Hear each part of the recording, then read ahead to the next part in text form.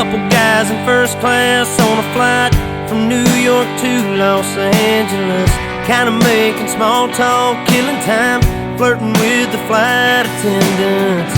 30,000 feet above, could be Oklahoma. Just a bunch of square cornfields and wheat farms, man, it all looks the same.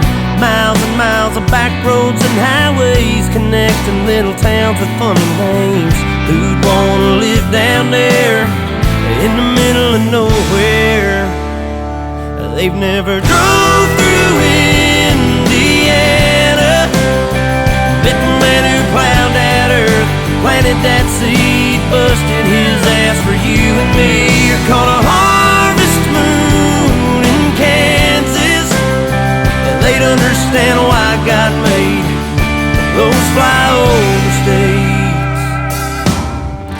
I bet that mile-long Santa Fe freight train engineer seen it all, just like that flatbed cowboy stacking U.S. steel on a 3-day haul. Roads and rails under their feet, yeah, that sounds like a first-class seat on the plains of Oklahoma, with a windshield sunset in your